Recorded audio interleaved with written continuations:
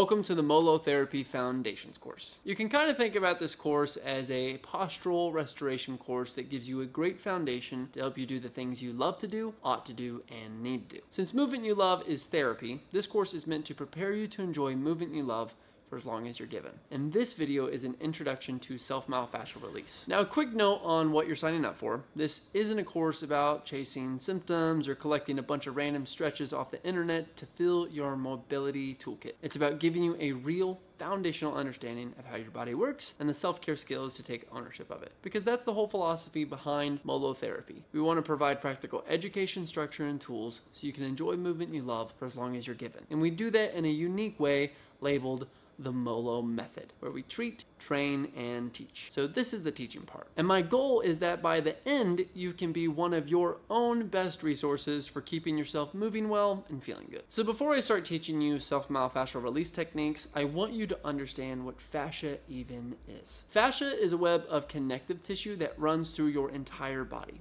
It wraps around every muscle, every bone, every organ, every nerve, and connects all of it together into one continuous system. Not separate parts bolted together, but one woven connected whole. And the traditional Newtonian model that explains human movement would relate our body to a machine of isolated pulleys and levers. But it's not. We don't move like C-3PO, we move like Groot. We are biological organisms that require stress, sunlight, nutrients, and water to grow. So instead of talking levers and pulleys, I'd rather compare our bodies to a biotensegrity structure. That is a system held together by a balance of tension and compression. Your bones handle the compression and the fascia holds the tension around them. And in a system like that, force doesn't stay in one place. Instead, tension gets distributed across the whole structure, which brings us to a very important pain science principle. Since everything in our body is connected and tension travels, that means the place you feel pain may not be the place causing your pain. For example, a restriction in your foot can pull on your calf, which pulls on your hamstring, which changes how your low back sits. And that's not to say that all low back pain has to be treated by fixing your feet. It's just acknowledging that sometimes it could be caused by issues above or below, and if you misunderstand and miss that, you'll probably spend years treating a symptom while the real issue gets untouched. So why does fascia matter? Well, fascia is kind of a shapeshifter. Sometimes it's tough and fibrous, sometimes it's soft and almost gooey. That's part of why science overlooked it for so long. It doesn't have one tiny form. So when anatomists were doing dissections on cadavers, they saw the fascia and thought it was useless packing material in our body. But the key thing to understand is that fascia is part fiber and part fluid at the same time. So it's a hydraulic system. And when you cut it, it doesn't behave the same as when it was closed. That's why fascia is best assessed using tools like ultrasound when you're alive, not dead. Now the fibers of fascia, mainly collagen and elastin, give it structure and strength while still letting it stretch. Collagen is incredibly strong under tension, and elastin gives it that springy resilience. The fluid part of fascia is a gel-like medium that fills the spaces in between the fibers where a lot of the chemical exchange between your blood, your tissues, and your lymph typically occur. And that fluid quality is why hydration and movement matter so much for how your tissues feel. And there's a phrase I love that reminds me of this. It's motion is lotion. So when you move, you're helping those layers slide and glide and stay healthy. And when you sit for hours a day, day after day, those layers start to stick together and get dense and stiff. Now you've probably heard the word myofascia and myofascial, and you're wondering what the difference is between myofascia and fascia. Well,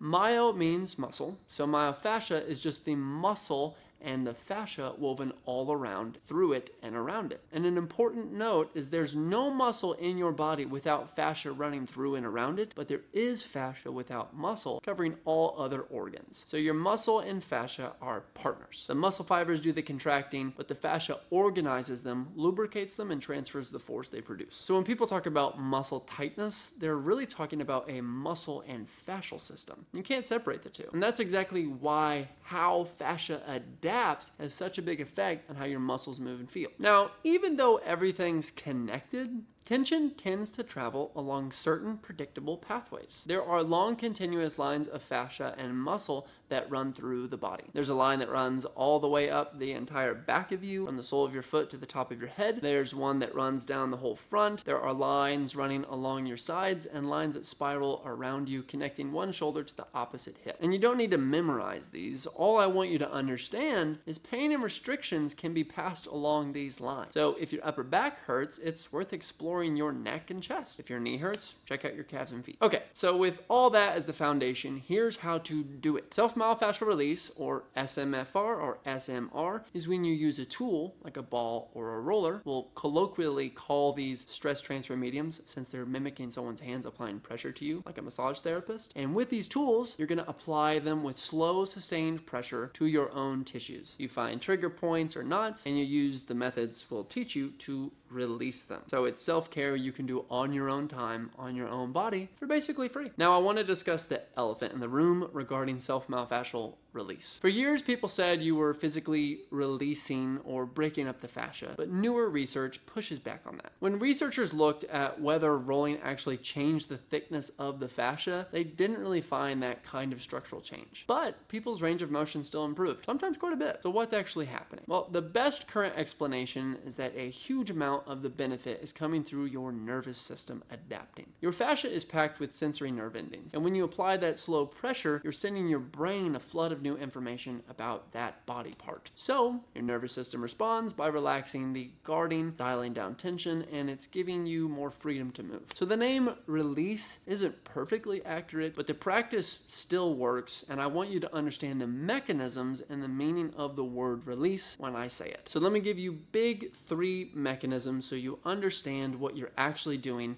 when you're utilizing self-myofascial release. First, you're calming your nervous system. Like I said earlier, slow, sustained pressure nudges your body towards a parasympathetic rest and digest state, and that's why a good session can leave you feeling almost meditative. Second, you're improving proprioception, which is your body's sense of itself in space. And here's a cool fact. There is an inverse relationship between body awareness and pain. So the clearer the map your brain has of a body part, the less pain tends to dominate the picture. So self-myofascial release just kind of sharpens that proprioceptive map. And third, you're restoring glide and slide. Remember those tissue layers that stick together when we're sedentary? Well, slow intentional pressure helps them move against each other, which supports healthy circulation and mobility. When you put those 3 together, you get why people report less stiffness, better movement, and faster recovery. It's not magic. It's just your nervous system and your tissues getting better information and better fluid dynamics. Now here's the part most people get wrong when utilizing SMR, and it's the single most important thing in this whole video. It's that less is more. There's a myth that it has to hurt to work, that you should grind and bully your tissues into submission. But I think the opposite is true. When you jam a hard tool into your body and push through sharp pain,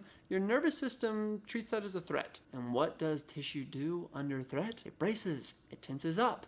The nearby muscles tense up too to protect the area. So you're literally creating the opposite of what you came for. So 2 rules to avoid being an idiot with self-myofascial release are as follows. Number 1, go gentle and go slow. You're trying to invite your tissue to relax, not attacking it. So if you're gritting your teeth, back off. If you can't breathe or talk, back off. You could add a towel over the tool or throw a hoodie on. And if you see your muscles spasming, back off. The second rule is your tool should be soft, relatively. Your soft tissue responds best to something closer to its own texture, not the corner of a hard object or a rock-solid ball. Softer tools actually transfer the beneficial pressure more effectively while keeping your nervous system out of threat mode. Now, if you're a really big guy, those tools might work well for you, but for most people, softer tools are better. So if you wanted a simple rule book for navigating self-myofascial release, it's explore with curiosity, breathe, hunt around the edges of where it hurts, spend 2 to 5 minutes per area, and then move when you feel change. So that's your foundation. As I'm gonna start having you walk through releasing your tissues, I just wanted you to know why. You are one connected woven system. Pain isn't always where the problem is. And self-myofascial release is a simple, powerful self-care skill, as long as you do it gently and understand you're working with your nervous system,